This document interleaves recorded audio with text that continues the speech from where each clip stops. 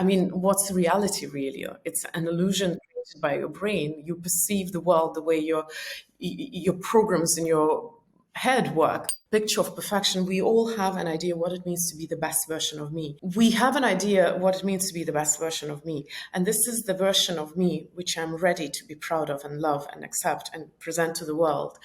Now, the reality is usually a little different. If we face the truth, our own truth, if we face ourselves the way we truly are, it's going to be hard to be okay with myself. What if I'm horrible? What if there are things about me which I can't accept? And that fear that I won't be able to like myself or accept myself, it's one of the reasons why people would rather not go down that path. Are you staying true to yourself, or do you betray what makes you you? Do you give up certain parts of yourself to fit in, to be liked, to be accepted? That's the question.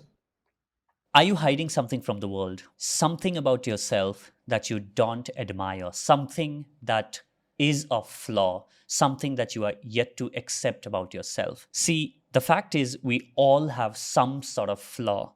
We all are made of flaws. Yet we put on the masks. We feel the pressure to put our best foot forward, to show the world how amazing we are.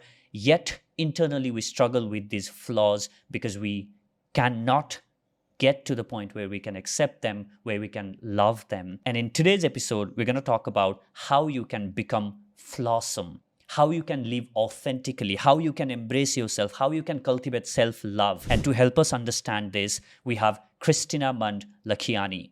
Kristina is co-founder of Mindvalley, and she is a speaker who travels across the world sharing about self-love, compassion, and authenticity. And you will absolutely love this conversation with Kristina because she has gone through her own journey of dealing with her own flaws, embracing them, and becoming flawsome. This episode is for you if you struggle with self-love, if you struggle with confidence and embracing yourself. Before we begin this episode, I would like to let you know that we're building the Inspiring Talk to be the #1 personal transformation podcast in India, and I can't do it all by myself. All I ask you to do is hit that subscribe button. Bigger the show gets, bigger the guest we can bring, and we can help you more in your personal transformation journey. Let's get started.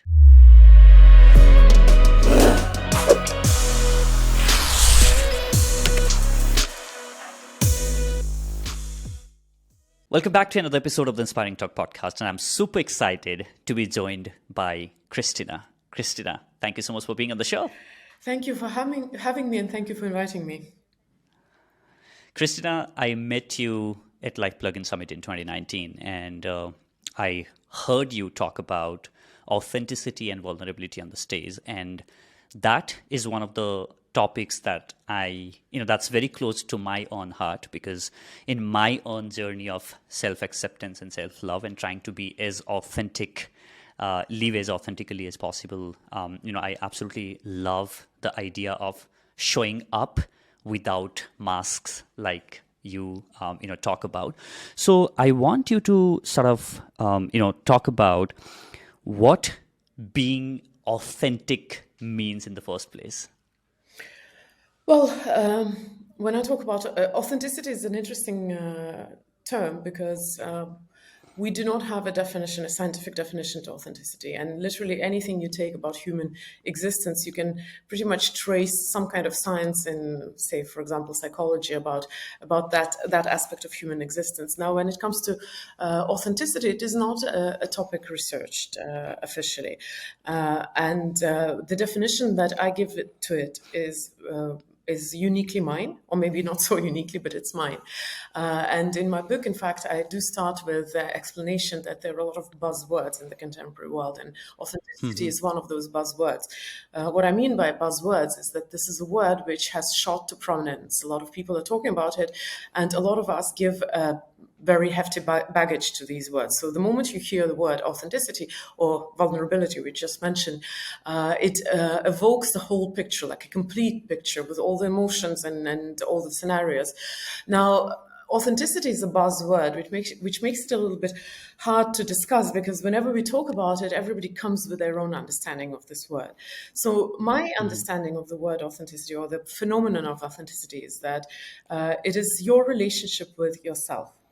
Because the most maybe the closest definition of authenticity that we can think of would be in anthropology, in which authenticity means being real, being true to yourself, being true to your natural essence, or your natural original form and being. So, in my opinion, when we talk about authenticity in that context in which we're talking right now, and our expression of ourselves, it's your relationship with yourself. It's literally how honest and transparent you are in your relationship with self. How true to you are you to yourself? So that's like a shortish definition of it. Yeah. So, like you said, how true you are to yourself. Do you think the relationship that you have with yourself, like you said, and how true that you are with yourself impacts how your relationship with other people are? Well, definitely, because your relationship with the world is, in essence, reflection of your relationship with yourself. So when your relationship with yourself changes, then it will naturally translate into your relationship with the world. So a simple example would be that saying, which is actually a fairly known saying, hurt people hurt people. We do to other people very often things which are dictated by our own experience.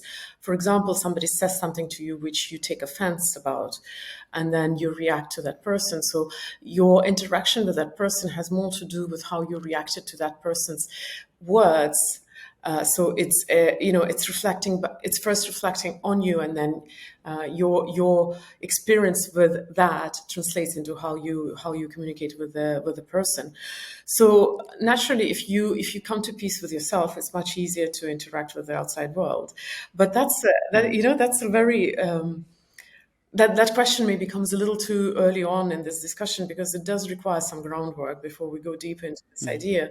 And when I just say that if you learn to be accepting of yourself, it's much easier to be accepting of the outside world. It's just a very superficial idea. In reality, there's a lot of depth to understanding that your relationship with the world is, in essence, just a reflection of your relationship with yourself. Got it. So, you mentioned that the general understanding of authenticity is your relationship with yourself and being the truest version of yourself, like who you are at the core, Being right? true to yourself. Being true to yourself, but what is your version is a little bit of a philosophical question, because we have so many different facets, so we can present different sides to the world. Uh, Authenticity is not like, I think authenticity is a relationship, and like any relationship, it has different expressions.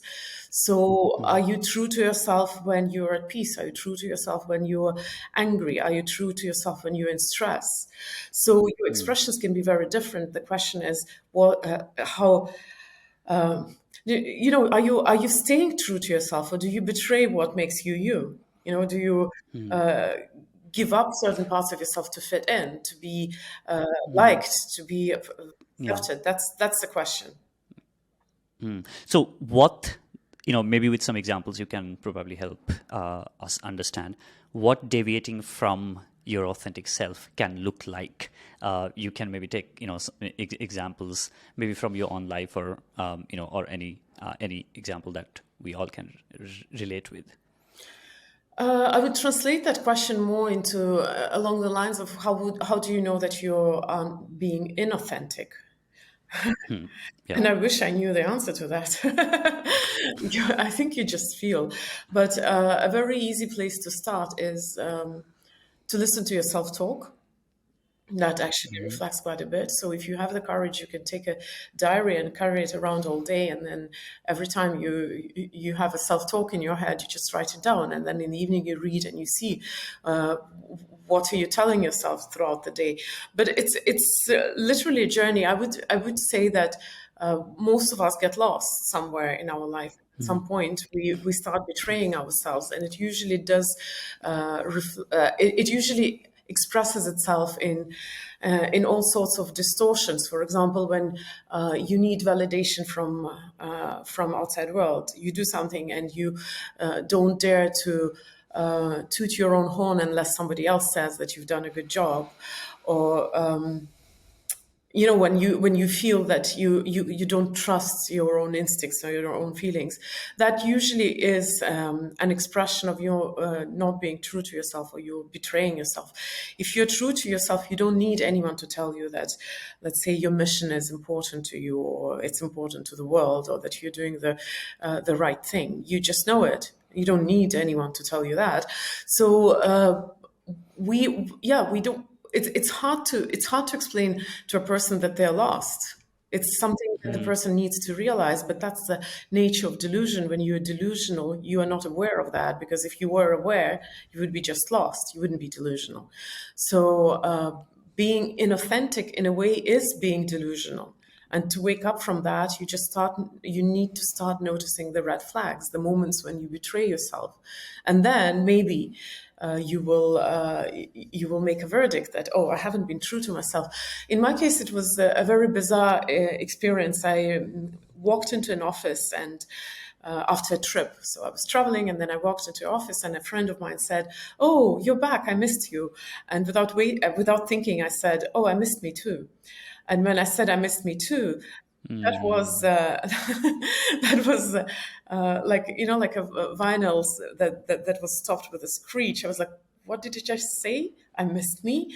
So we get lost. We get lost, but you realize that you're lost. It's pretty much the first step to getting back to yourself.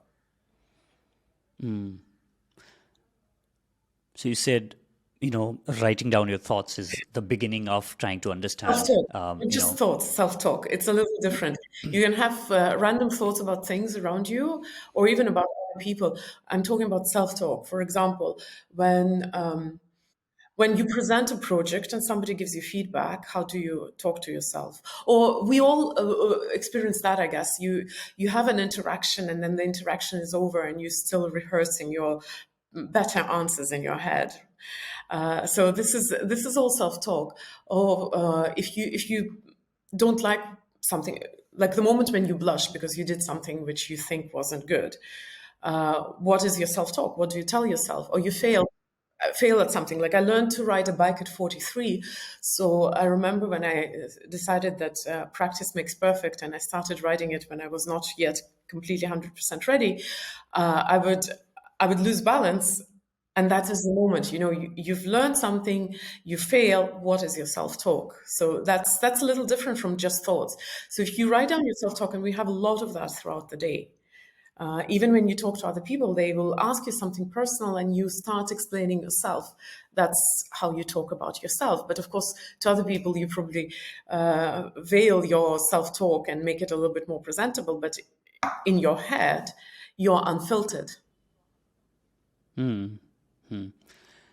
So what is the common fears or the obstacles or the barriers that you have discovered in your own life, and in interacting with so many people, working with so many people, that stops us from being authentic? Well, surprisingly, even though my book is called The Key to Living Imperfectly Authentic Life, I mean, it's a sub-headline, I actually don't talk all that much about authenticity, because it is it is a natural consequence of you sorting out your relationship with yourself. So basically, an analogy would be, if you're in a relationship, let's say in a marriage, and something goes, after a while, after you've had this romantic period and you decide to get married and you've been committed relationship for a few years, there comes a time when things start getting a little messy, and you're wondering, how should it evolve? So authenticity is the natural consequence of you sorting out your relationship with yourself. So in a marriage, it would be, you start talking to another person, you start trying to find out, what's going on, how do you feel, how the other person feels, what your common goals are. So you work on a relationship when it's an interpersonal relationship. So we have a relationship with ourselves as well. Only it's one person. It's my relationship with me. Once you start working on it and paying attention to that, then authenticity just naturally comes. Generally, so I don't set authenticity as a goal in my studies. I talk about such things as being honest with yourself, being kind to yourself. These are the main topics of my research, and authenticity really starts with self honesty. You have to. You can't be true to yourself if you don't know what it means to be yourself. So to learn to be true to yourself, you really need to know who you are. And for you to know who you are, you need to start being honest with yourself. And that's a very tricky question, because when I ask people, how honest are you with yourself, most people would say they are, on a scale from 0 to 10, somewhere between 8 and 10. Most people would say that. But to start talking about honesty, we have to be honest about the concept of what honesty really is. The thing is that, as I said, being inauthentic is in a way being living in a delusion, and we all live in a shape and form of a delusion, because what's reality really? It's an illusion created by your brain. You perceive the world the way your programs in your head work. So we do live in an illusion in essence. So to start this journey back to authenticity, you have to learn to be honest with yourself, and that is a scary thing. And it's scary for two main reasons. Reason number one is that we're afraid if we face the truth, our own truth, if we face ourselves the way we truly are, it's going to be hard to be okay with myself. What if I'm horrible? What if there are things about me which I can't accept? And that fear that I won't be able to like myself or accept myself, it's one of the reasons why people would rather not go down that path. And the other reason is that very often when we find out the truth about ourselves, we find out that our life is not what we want. So there are two reasons why people are afraid to go on that path. One is that they're worried that if they know who they truly are, they won't be able to love themselves. And the second one is that if they find out who they truly are, they will have to change the life. And that's scary. And so one of the things that you also talk about on your book is what I could also get from what you just shared is the fact that the image that I have created of who I am, or maybe the idea of who I should be, that we hold dearly, and the fact that, hey, you know what, if I go down the path, like you said, to understand who and be completely honest about who I am, and if there is a mismatch between who I think I am versus who I am in reality, and you say that the bigger the difference between who you think you want to be and who you are, it's difficult to love yourself, right? Yes, that's exactly what happens. And the question is not what will happen if you find out what you truly are is not what your aspiration is. You are not, because you wouldn't aspire to be something else if you were that. The question is, how do you deal with that gap? And very often, lying to self or lying to the world in general starts because your idea of what reality should be doesn't match what reality really is. So we fill that gap. And what you're talking about is that picture of perfection. We all have an idea what it means to be the best version of me. It's a little more common to women to consider to be perfectionists. Men express it slightly differently, but generally we have an idea what it means to be the best version of me. And this is the version of me which I'm ready to be proud of and love and accept and present to the world. Now, the reality is usually a little different. So what do you do with that gap between the picture of perfection and your reality? And are you willing to love yourself before you reach that picture of perfection? And I come back to my favorite analogy of relationship with other people, because it's easier for us to understand on the example of relationship with other people, when you fall in love with someone for the first time, usually we have, either consciously or subconsciously, we have an idea what it means to make someone our ideal partner. So when we fall in love with someone, what happens, and biology of course helps us along because we need to we need to reproduce. So what happens is that when we see that perfect person who matches everything in our subconscious picture of a perfect partner, we start ticking all the green boxes. Okay, that person and this and this. And then if something doesn't is not quite right, we either explain it Mm-hmm. away or excuse it. We ignore the red flags. And in the very beginning, when we are falling in love, it happens because our biology is wired to help us along to fall in love.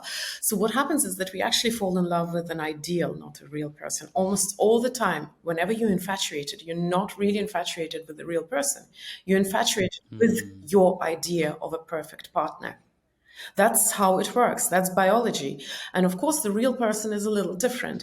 And then after a few months, I'm not sure on the exact timing, but after a few months, when your hormones calm down a little bit, you start seeing the person for what they are. You've already formed a relationship. So biology doesn't need to trick you because you are about to reproduce probably with that person. And you start seeing the person not as an ideal picture of your ideal partner, but as the real person. And you really have a choice. Are you willing to love that person with their imperfections? Because now you see the imperfections, now you see the red flags. Or you're going to be disillusioned and walk away. That's the Mm. same with your relationship with the self. There is a picture of perfection, and that's the picture you're willing to love. And ignore the red flags and only notice the green check marks. Now, if you see the discrepancy between the picture that you're willing to love and the real person, you have exactly the same choice. Are you willing to love the real person with their red flags? Or you're going to be disappointed? Only you can't walk away from a relationship with yourself. It doesn't work like Mm. that. Mm. No, I think that's beautifully, shared. Now, flossom is the word that you've kind of, given for the name of your book. So, what does that even mean? It means that we are imperfect, and that's the best part about it. It Mm-hmm. is really about thriving in your imperfections, realizing that perfection is not the goal. You have your dragons, and can you find What are dragons? I like to call them dragons because they're a little bit more poetic than some aspects about you which you feel ashamed of. These are Mm-hmm. the things, maybe your characteristics, maybe some patterns that are typical to you. But those moments when you feel that you're not worthy or you're not perfect, those things that Mm. you want to change about yourself to be the perfect version of you, the real you, very often. So we all have our dragons, we all have our experiences, our mistakes, our things that made us cringe and shrink and feel less than worthy. So it is just natural, it's human. So being flawsome is about recognizing your imperfections and recognizing that you are who you are, not just because of all your good intentions and aspirations, but also because of your imperfections. And can you choose to see those imperfections as just a natural part of you and find your strength in them, or maybe your unique value in them? Because Mm-hmm. ultimately, it is about thriving with your imperfections, not despite them, but with and maybe even because of them. And don't you think it requires a lot of self love for you to sort of accept your imperfections and then say that I'm going to thrive with my imperfections? It's not all that much. It's just you need to love yourself. Yes, you need to learn to love yourself. It's you need three qualities. One of them is for sure courage, because it Mm. is a journey which is perilous. You will need Is it the courage to accept yourself or? put yourself out the way you are. Courage in all the aspects. I mean, if you're brave, you're brave. Okay. You're brave in your thoughts and Okay. your aspirations and your actions. So you need courage. And usually I bring it up last. Somehow today it came out first. You need to be honest with yourself. That's what we were talking about. Because how can you love yourself if you don't know who you are? And you can't know who you are unless you're honest with yourself. And you need kindness. So honesty and kindness to go hand in hand. Uh, Loving yourself is an accomplishment in a way. It's a practice and an accomplishment. And in our contemporary world, it's a little challenging because we don't even know how it looks. What does self love look like? I know that we struggle with self love, and by we I mean contemporary societies, because statistics shows that 85% of adults in the Western world, though I'm not sure about say outside US and Europe, 85% of adults have low self-worth. Self-worth is very closely tied to self-love, although it's not completely self-love, but you can't love yourself unless you have self-worth. So 85% of people are struggling with self-worth. And you don't even need statistics. It's sufficient to go on social media and you see how we struggle with self-love. So it is a little more complicated, but what's easier is to learn to be kind to yourself. That's much easier. Got it.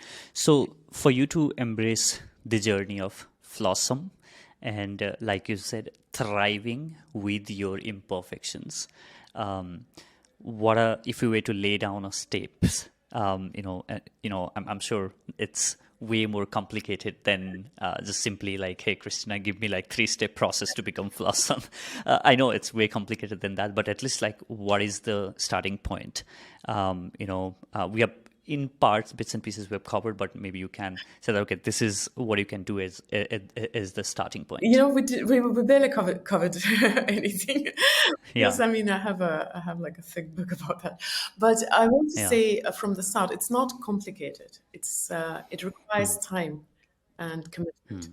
And I don't think that anything is incredibly complicated. It's more about are you willing to spend that time and are you willing to commit to that journey, to commit to your relationship with yourself? Are you going to give up and go the familiar route? So for you, how to start? You mean? You start with awareness, like with anything in personal growth and transformation. Everything starts with awareness. You have to start noticing what's going on. Once you start noticing what's going on, then the process begins.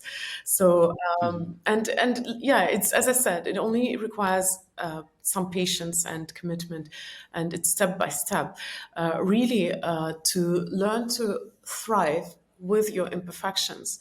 That's where the courage comes back. So let's say you have the dragons, there's no question. Where you need the courage is to sit with your dragon, come to peace with your dragon, and ask yourself, are you going to make it your curse or your blessing? The dragon is there. You can't slay it, you can't eradicate it. I mean, you may try, but you'll suffer if you do. So the best thing you can do with your imperfections is look at them and see how can you live with them and how can you do the best. Because, as Gandalf said to Frodo in a famous book, we can't always choose the times when we live in, but we can always choose what we do with the times. So that the same with the times that we're given. So the same with your dragons. You have the dragons. There's no question about that. And you can't always choose your dragons. And But you always sorry to cut you, but those dragons can be all sorts. Like we are talking about, it could be physical, it could be spiritual, it could be emotional, it could be social. It can be your trauma, it can be your experience, but it can be also certain qualities about yourself, and there will be certain qualities. Nobody is a perfect human being. I mean, there are really good people, but are they perfect? That's a different question. I mean, I believe a lot of almost. I actually think all the people are really good. A lot of them just don't remember that. It's really It's really not about being perfect, and the dragons are Mm-hmm. occasionally some qualities about you. Some people say, I'm not. I lose interest a lot, for example. You Mm-hmm. know, Mm-hmm. it's your dragon. Is that a habit which you can eradicate, or is it part of you which is just such an integral part of you that you have lived with that all your life? So I'll give you a very simple dragon that a lot of women have: perfectionism. And Mm-hmm. a few years ago, I heard that wonderful phrase, I'm a recovering perfectionist. And I thought, oh, what a wonderful, wise idea. And then I was calling myself recovering perfectionist for years until I realized that I can't recover from being myself. Mm-hmm. So, yes, you can work on your bad habits and on your skills, and you can eradicate certain things which are hindering your progress. But if it's a habit, it's one thing. If it's an integral part of you, you can't recover from being you. So, you can't. People say in our industry, they say, get out of your head. But being overthinker is not just a bad habit for me. It's what I am. It's what makes me me.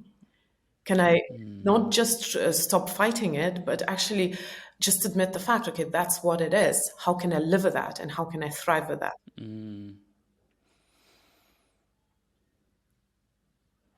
I think that's really powerful differentiation, to whether that's a habit or that's just a part of me.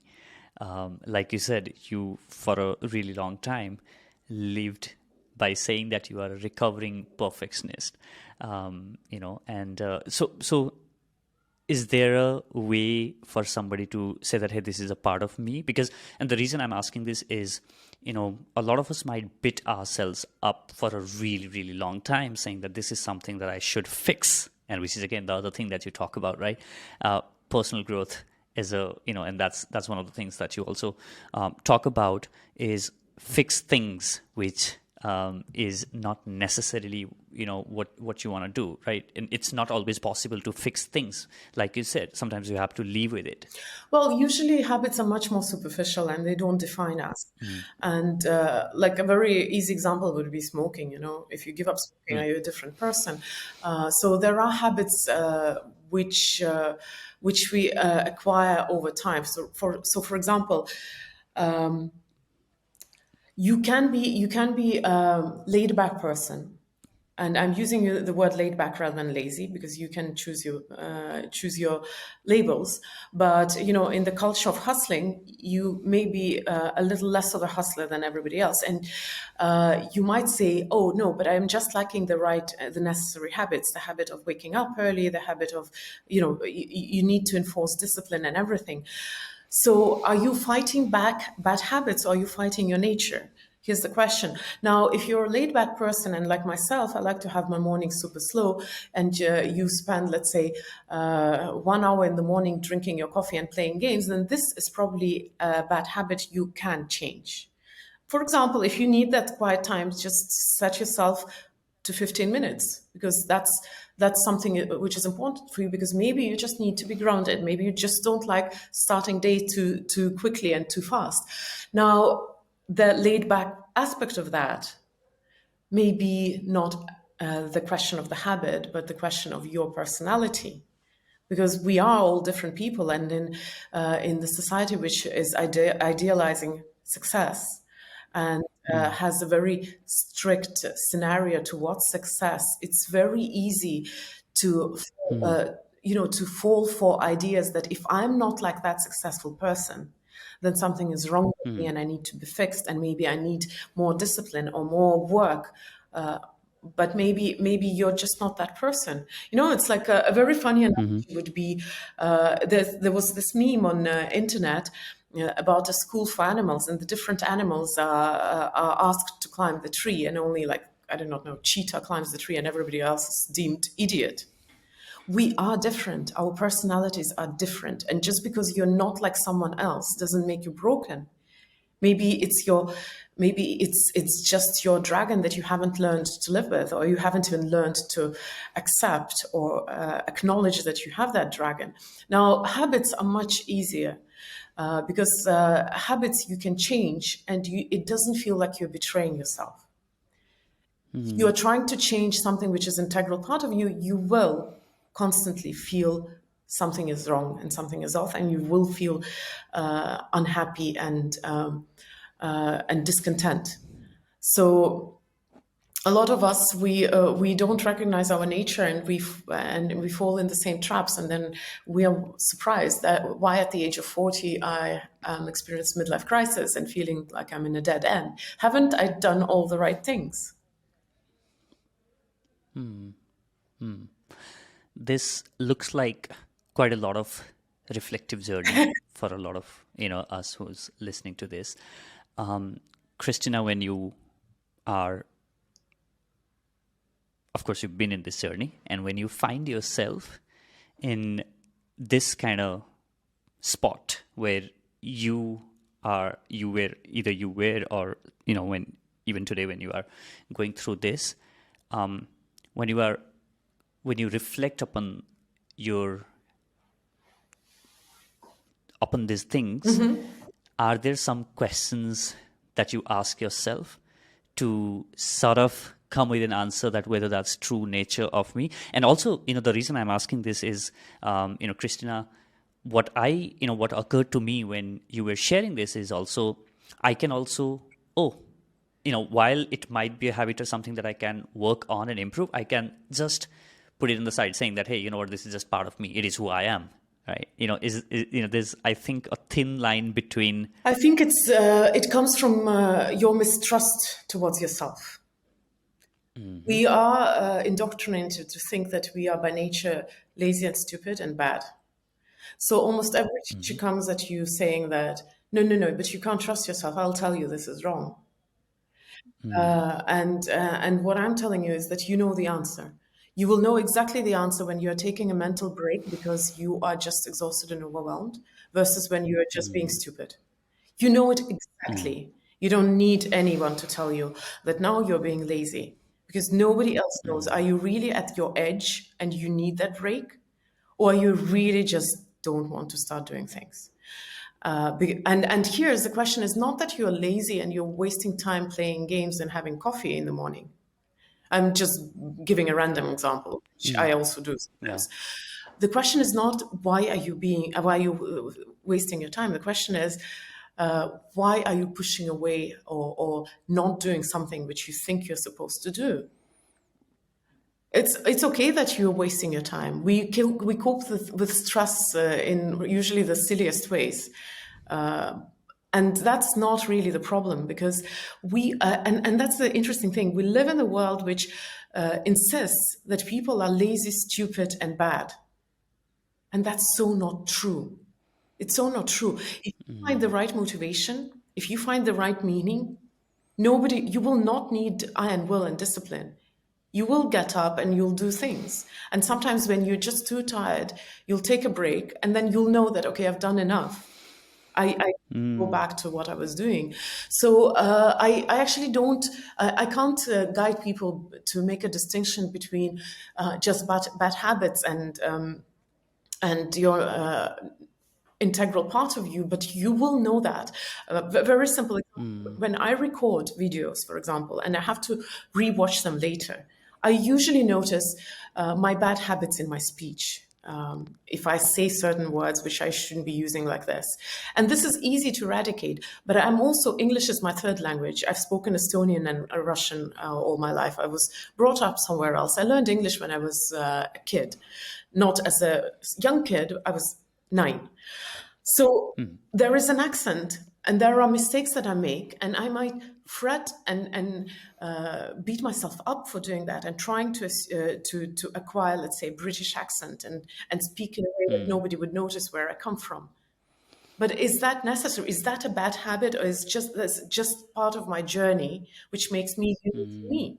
So there are things like using words, filler words, and I have a lot of those, those parasites. Is one thing, and I can eradicate that. And then there are parts of my speech which doesn't make sense to waste all this energy on that. So you will know exactly the difference.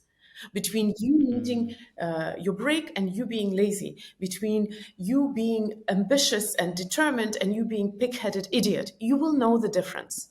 You will know the difference.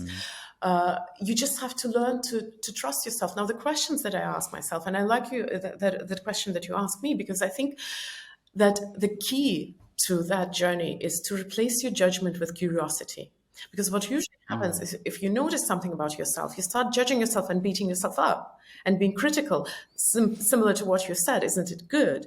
And then you're like, yes, I have to be realistic with myself. I have to be critical because then I will have the motivation to grow. But that's growth through punishment because Mm. you shame yourself for not being something else. Now, if you replace judgment with curiosity, rather than saying that, oh no, I should be doing that, or I should be changing this part about myself, you ask yourself a question: why am I doing what I'm doing? You Mm. just ask the question why all the time. You wake up in the morning and you don't feel like getting out of bed, and you ask yourself, why is it? Is that because Mm. is that because I'm experiencing something in my life? Is that because that's the way I am? If that's because I can't wake up in the mornings just because I am not a morning person, then what can I do to help myself with that? So you replace judgment with curiosity, and you start asking yourself questions. What is happening? Why is it happening? Do I like it? Do I not like it? Can I change it? How can I change it in a way that I actually don't you know, I don't fight myself, but I help myself. The difference between you Mm. trying to fight your dragons versus you trying to tame your dragons. Mm.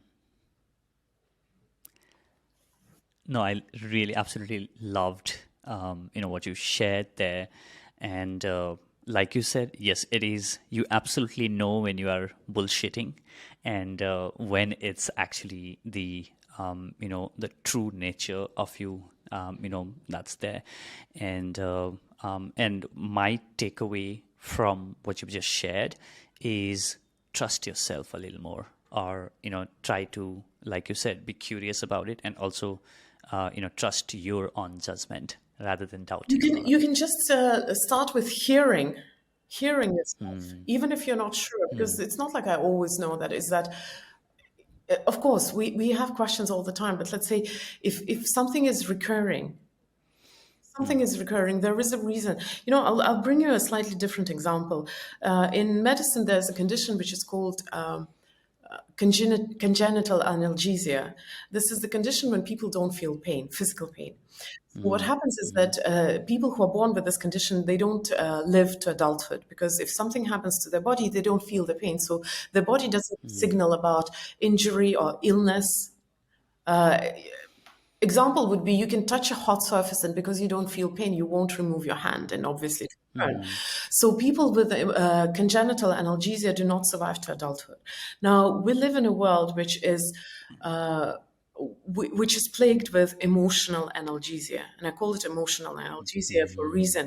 We feel emotions, and rather than asking ourselves, what's the cause of that emotion and how can I change it, we don't like them, and we pop painkillers in essence. Don't Mm. feel the uncomfortable. Don't face the Mm. uncomfortable, because we demonize certain emotions. So if you feel lazy, oh, it's not that you're feeling lazy for a reason. And I do not know why lazy is such a big topic right now, but maybe because because I know that a lot of young men are huge hustlers. But let's say if you feel lazy, rather than asking yourself, why am I feeling this way and what causes it, we immediately give a diagnosis. Oh, you're lazy and you should be punished. You know, you should fight it. So pop a paracetamol, stop feeling it, get excited, go do Mm. something, get excited. Mm. So we brush through those unpleasant emotions. So, for example, you feel frustrated or angry Mm. or stressed or scared. Rather than Mm. facing that unpleasant emotion, what we do is that we pop painkillers. We do Mm. things so that we don't feel them, and we move on. And that is what causing our emotional analgesia. So rather than paying attention to emotions which we don't enjoy and asking ourselves the very necessary questions, what is the cause of that emotion? We try to just ignore the pain and move on. And the same thing happens. Our lives deteriorate from undetected trauma. So does that mean we need more of emotional literacy? Oh, absolutely, yes. And to stop being afraid of feeling, whatever it is, and to stop judging feeling. That's another thing.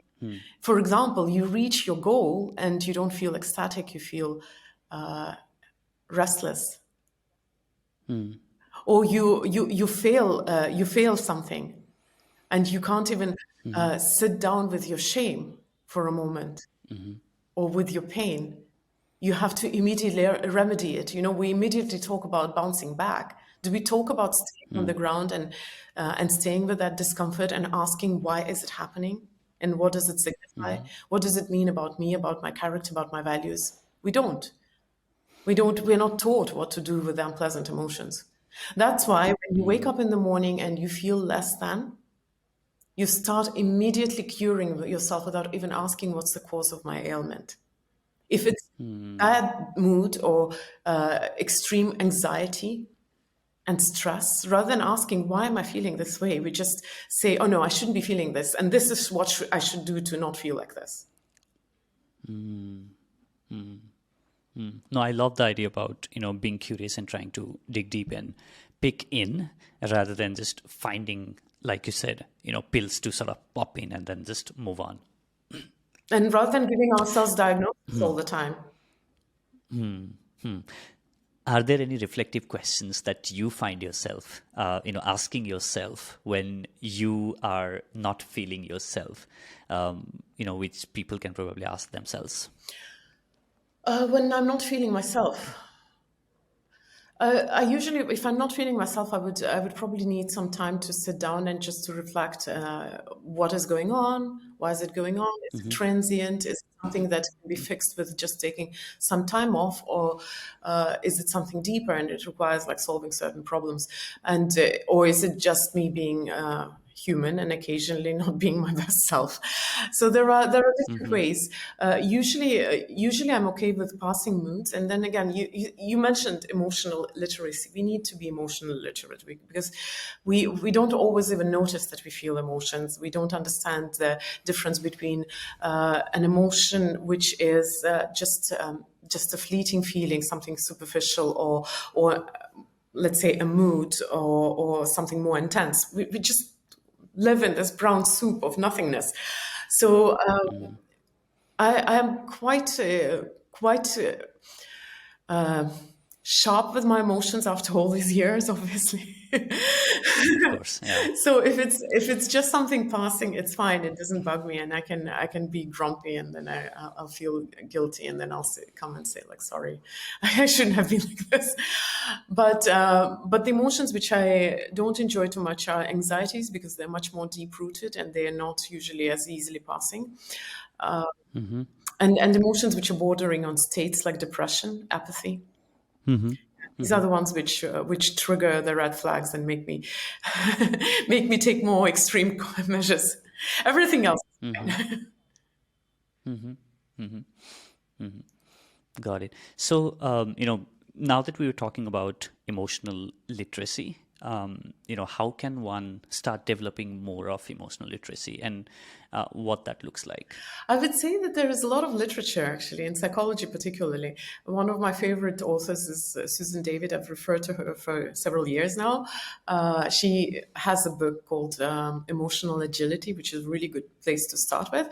But literally, like if we had the basic course of psychology, like proper behavioral psychology in school, even for 2-3 years, like we had the courses in physics and chemistry and whatnot, I think that would make humanity a much happier lot of creatures.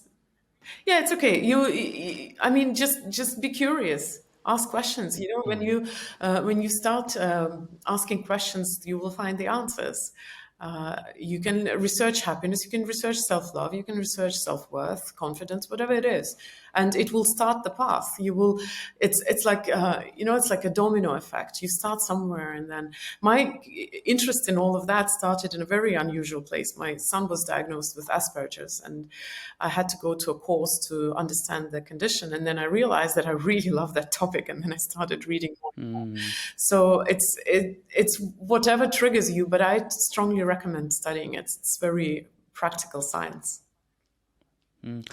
So what becoming flawsome look like after you have, let's say, embarked on this journey, and when you are not beating yourself or not pushing it under the rug, what the phase looks like? And of course, like, it's not that, oh, you know what, you are here now, after this you will be on the other side of it. It's a continuous journey, but what being on that constant journey feel like? It feels like being human, like being really human, and just in all the human glory. I think that being authentic and being flawsome is in essence the same, because if you're authentic, you usually are at peace with your dragons, and that makes you flawsome. Because flawsome is in essence being at peace with your imperfections. Now, how it looks like like a good movie where you live your life, things happen to you, and you live them fully, and you're at peace with that experience. So you live them fully, and then you make peace with them, and then you move on. Yeah, and it's not just the bad things that happen. It's the good things as well. But you Good experience things as well. them. You experience your life as a juicy thing, not as this constant fight and struggle for something, and a rat race and hamster's wheel and whatnot. But you actually learn to value the humanness of every single experience. A year ago, when the war started on our doorstep, when Russia attacked Ukraine, because there was a huge danger of. I mean, I live in Estonia, so obviously we felt also too close to it. And there was this huge danger of nuclear attack, which would have ended all life on Earth, probably.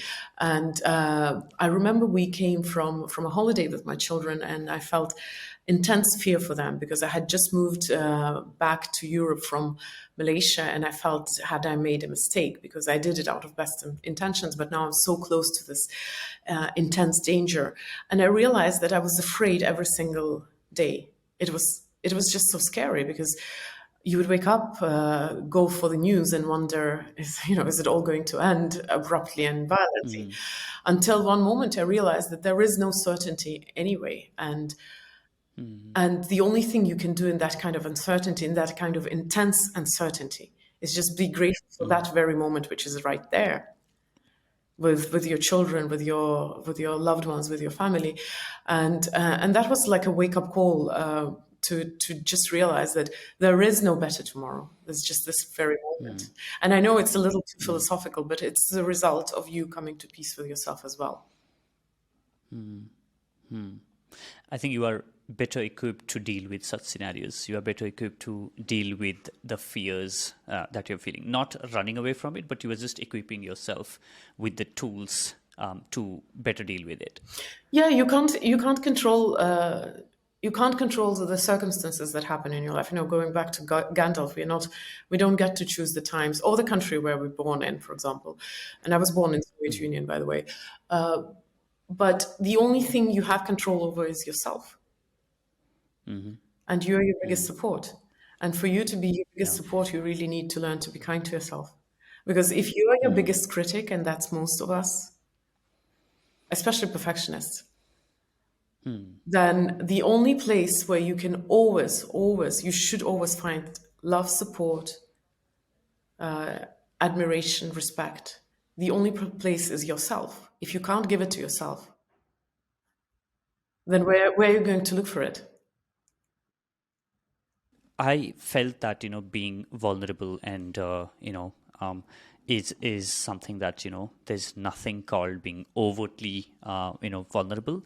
So can you share what do you mean by saying like being overly vulnerable, and how does one know that? Okay, like how does one balance between being vulnerable at the same time not being too much of that? Well, vulnerability is a very classical buzzword. I don't talk about it a lot. So for people who are listening, I would suggest actually researching Brené Brown, who is the queen of vulnerability. She's the one who started researching shame and ended up with vulnerability. She's the one who says that being too vulnerable is not being vulnerable. It's actually, I think she's calling it floodlighting or something like that. So in essence, her idea is that sometimes we overshare as an escape from truly, truly being vulnerable. But as I said, it's not directly my topic of research and my topic of interest. For me, vulnerability is not really that important. What is important for me is authenticity. Vulnerability is just an expression of some people. And of course, there is a level of vulnerability that we all have to be comfortable with, because we are vulnerable in relationships with other people, usually. That's the most common application of being vulnerable. So, for example, if you are starting any kind of relationship, whether it's love relationship, or even if you're starting a relationship with your children when they're born, you are, of course, you probably are going to be vulnerable in those relationships, and you should be at peace with that idea. Now, it's not an area of my study because I don't think it's really a prerequisite to your self-love. Because vulnerability is a relationship, your relationship with the outside. So now my study is your relationship with yourself, which is why I don't touch on vulnerability. But vulnerability is a prerequisite for forming strong connections. Again, this is Brené Brown. So you would do well if you are at peace with that aspect. But what I do talk about though is that we misunderstand what it is. And we very often tyrannize people about their vulnerability. Again, I will refer to Brené Brown because she's the one who's researching it. She says that being vulnerable means having courage to do something when the outcome is uncertain. Literally, these are the two components: having courage to do something or bravely doing something, and the uncertainty.